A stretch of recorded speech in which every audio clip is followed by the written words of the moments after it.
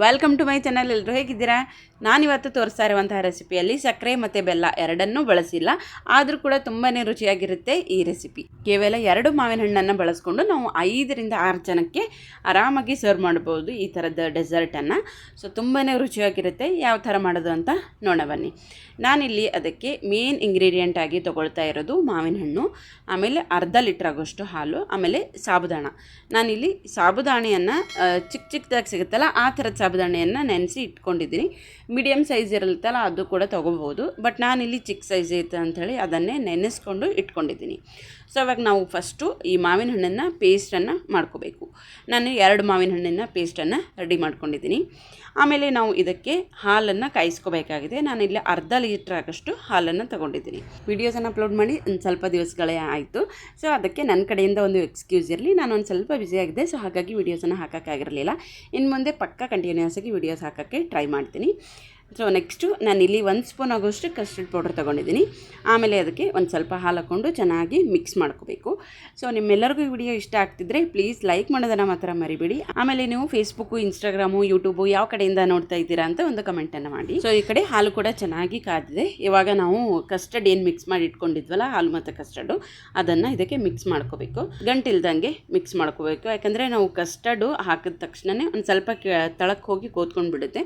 So ಹಾಗಾಗಿ ಒಂದು ಸ್ವಲ್ಪ ಕಂಟಿನ್ಯೂಸ್ ಆಗಿ ಮಿಕ್ಸ್ ಮಾಡ್ತಾನೆ ಹಾಕೋಬೇಕಾಗುತ್ತೆ.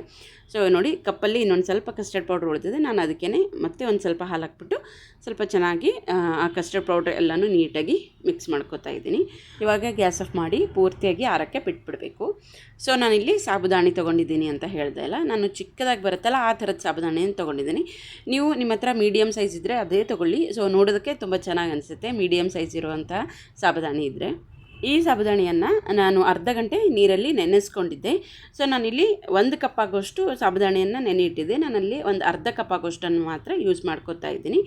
ನಾವಿಲ್ಲಿ ಒಂದು ಪಾತ್ರೆಗೆ ನೆನೆಸಿರುವಂತಹ ಸಾಬುದಾಣಿ ಹಾಕಿ ಅದಕ್ಕೆ ಒಂದು ಸ್ವಲ್ಪ ನೀರು ಹಾಕಿಬಿಟ್ಟು ಇದನ್ನು ನಾವು ಚೆನ್ನಾಗಿ ಕುದಿಸ್ಕೋಬೇಕಾಗುತ್ತೆ. ಇದು ಜಾಸ್ತಿ ಏನು ಟೈಮ್ ತೊಗೊಳ್ಳಲ್ಲ, ಒಂದು 5 ನಿಮಿಷ ತೊಗೊಳುತ್ತೆ ಅಷ್ಟೇ. ಯಾಕಂದರೆ ನಾವು ಇಲ್ಲಿ ಚಿಕ್ಕ ಸೈಜಲ್ಲಿರುವಂತಹ ಸಾಬುದಾಣಿ ತೊಗೊಂಡಿದ್ದಿದ್ವಲ್ಲ, ಸೊ ಹಾಗಾಗಿ ಸ್ವಲ್ಪ ಬೇಗನೆ ಆಗಿಬಿಡುತ್ತೆ. ಸೊ ಅಲ್ಲಿವರೆಗೂ ನಾವಿಲ್ಲಿ ರೆಡಿ ಮಾಡಿ ಇಟ್ಕೊಂಡಿದ್ವಲ್ಲ ಕಸ್ಟರ್ಡ್ ಮಿಕ್ಸು, ಅದನ್ನು ನಾನೊಂದು ಪಾತ್ರೆಗೆ ಹಾಕ್ಕೋತಾ ಇದ್ದೀನಿ. ನೋಡಿ, ಇಲ್ಲಿ ಚೆನ್ನಾಗಿ ಕುದ್ದಿದೆ, ಇದು ಮೆತ್ತಗಾಗಿದೆ. ಒಂದು 5 ನಿಮಿಷದೊಳಗಡೆ ಇದು ಚೆನ್ನಾಗಿ ಮೆತ್ತಗಾಗಿದೆ. ಸೊ ನೆಕ್ಸ್ಟು ಅದನ್ನು ಕೂಡ ನಾವು ಪೂರ್ತಿಯಾಗಿ ತಣ್ಣಗಾಗೋಕ್ಕೆ ಬಿಟ್ಟು ಬಿಡಬೇಕು. ಅಲ್ಲಿವರೆಗೂ ನಾನಿಲ್ಲಿ ಡ್ರೈ ಫ್ರೂಟ್ಸನ್ನು ಕಟ್ ಮಾಡಿ ಇಟ್ಕೋತಾ ಇದ್ದೀನಿ. ನಿಮ್ಗೆ ಯಾವೆಲ್ಲ ಡ್ರೈ ಫ್ರೂಟ್ಸ್ ಇಷ್ಟನೋ ಎಲ್ಲ ಡ್ರೈ ಫ್ರೂಟ್ಸನ್ನು ಇದಕ್ಕೆ ಹಾಕೋಬೋದು. ನಾನಿಲ್ಲಿ ಬರೀ ಬಾದಾಮಿ ಮತ್ತು ಗೋಡಂಬಿ ಎರಡನ್ನು ಮಾತ್ರ ಕಟ್ ಮಾಡಿ ಇಟ್ಕೋತಾ ಇದ್ದೀನಿ. ನಾವು ಇವತ್ತು ಮಾಡ್ತಾ ಇರುವಂಥ ರೆಸಿಪಿ ಹೆಲ್ದಿ ಆಗಿರೋದ್ರಿಂದ ಸೊ ನೀವು ಯಾವುದು ಎಷ್ಟು ಬೇಕಾದರೂ ಹಾಕೋಬೋದು. ಸೊ ತುಂಬಾ ಚೆನ್ನಾಗಿರುತ್ತೆ. ಟೇಸ್ಟು ಇನ್ನೂ ಎನ್ಹಾನ್ಸ್ ಆಗ್ತಾ ಹೋಗುತ್ತೆ ತುಂಬ ಜಾಸ್ತಿ ಹಾಕಿದಷ್ಟು. ಯಾಕಂದರೆ ನಾವು ಇದರಲ್ಲಿ ಮೇನಾಗಿ ಸಕ್ಕರೆ ಮತ್ತು ಬೆಲ್ಲ ಎರಡನ್ನೂ ಬಳಸ್ತೇನೆ ಮಾಡ್ತಾ ಇರುವಂಥ ರೆಸಿಪಿ ಇದು. ಸೊ ಹಂಗಾಗಿ ನಿಮ್ಗೆ ಮಾವಿನ ಹಣ್ಣು ಇನ್ನೊಂದು ಬೇಕಾದರೂ ಇನ್ನೊಂದು ಜಾಸ್ತಿ ಕೂಡ ಹಾಕೋಬಹುದು. ಸೊ ನಾನಿಲ್ಲಿ ಕಸ್ಟರ್ಡನ್ನು ಹಾಕಿಟ್ಟಿದ್ದೆ ಅಲ್ಲ, ಅದನ್ನು ಮಾವಿನ ಹಣ್ಣಿನ ಜೊತೆಗೆ ಚೆನ್ನಾಗಿ ಮಿಕ್ಸ್ ಮಾಡ್ಕೋತಾ ಇದ್ದೀನಿ. ಆಮೇಲೆ ಸಬ್ಜಾ ಸೀಡ್ಸನ್ನು ನೆನೆಸಿಟ್ಟಿದ್ದೆ. ಒಂದು ಅರ್ಧ ಕಪ್ ಆಗೋಷ್ಟು ನಾನು ಸಬ್ಜಾ ಸೀಡ್ಸನ್ನು ಹಾಕ್ಕೊಂಡಿದ್ದೀನಿ. ಆಮೇಲೆ ನಾನಿಲ್ಲಿ ಸಿಹಿಗಾಗಿ ಜೇನುತುಪ್ಪನ ಹಾಕೋತಾ ಇದ್ದೀನಿ. 3 ರಿಂದ 4 ಸ್ಪೂನ್ ಆಗೋಷ್ಟು ಜೇನುತುಪ್ಪ.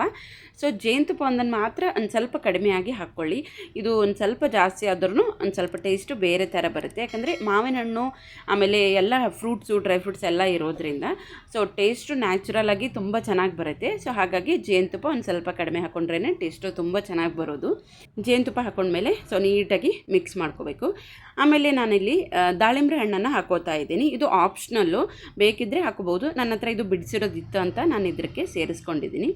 ಆಮೇಲೆ ನಾವಿಲ್ಲಿ ಬೇಯಿಸಿ ಇಟ್ಕೊಂಡಿದ್ವಲ್ಲ ಸಾಬುದಾಣಿ, ಅದನ್ನು ಹಾಕೋತಾ ಇದ್ದೀನಿ. ಮಳೆಗಾಲ ಏನೋ ಶುರು ಆಗಿದೆ, ಆದರೆ ಮಧ್ಯಾಹ್ನದ ಹೊತ್ತು ಬಿಸಿಲಂತೂ ಏನೂ ಕಡಿಮೆ ಆಗಿಲ್ಲ. ಸೊ ಹಾಗಾಗಿ ಈ ಥರದ ರೆಸಿಪಿಗಳನ್ನು ನಾವು ಇನ್ನೂ ಒಂದು ಸ್ವಲ್ಪ ಫ್ರಿಜ್ಜಲ್ಲಿ ಇಟ್ಕೊಂಡು ಒಂದು ಸ್ವಲ್ಪ ತಣ್ಣಗೆ ಮಾಡ್ಕೊಂಡು ಕುಡಿದ್ರೆ ಟೇಸ್ಟು ತುಂಬಾ ಚೆನ್ನಾಗಿ ಬರುತ್ತೆ. ಸೊ ಹಾಗಾಗಿ ಟೈಮ್ ಇದ್ದರೆ ಖಂಡಿತವಾಗಿಯೂ ನೀವು ಫ್ರಿಜ್ಜಲ್ಲಿ ಇಟ್ಕೊಂಡೇ ಕುಡಿಯಿರಿ, ತುಂಬ ಚೆನ್ನಾಗಿರುತ್ತೆ ಟೇಸ್ಟು.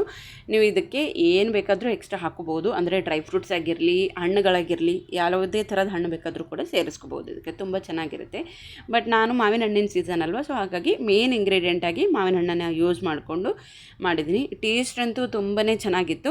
ನಾವು ಸಕ್ಕರೆ ಅಥವಾ ಬೆಲ್ಲ ಏನಾದರೂ ಹಾಕಿದರೆ ಈ ಥರ ಟೇಸ್ಟ್ ಬರ್ತಿರ್ಲಿಲ್ವೇನೋ. ಸೊ ಈ ಟೇಸ್ಟನ್ನು ನಾವು ಮಿಸ್ ಮಾಡ್ಕೋತಾ ಇದ್ವಿ. ಸೊ ಅಷ್ಟು ಚೆನ್ನಾಗಿರುತ್ತೆ ಟೇಸ್ಟು, ತುಂಬಾ ಚೆನ್ನಾಗಿರುತ್ತೆ, ನ್ಯಾಚುರಲ್ ಆಗಿರುತ್ತೆ ಟೇಸ್ಟ್ ಅಂತೂ. ನಾನು ಕೂಡ ಇದನ್ನು ಒಂದು 2 ಗಂಟೆ ಫ್ರಿಜ್ಜಲ್ಲಿ ಇಟ್ಕೊಂಡಿದ್ದೆ. ಫ್ರಿಜ್ಜಲ್ಲಿ ಇಟ್ಕೊಂಡು ಆಮೇಲೆ ಸರ್ವ್ ಮಾಡ್ತಾಯಿದ್ದೀನಿ.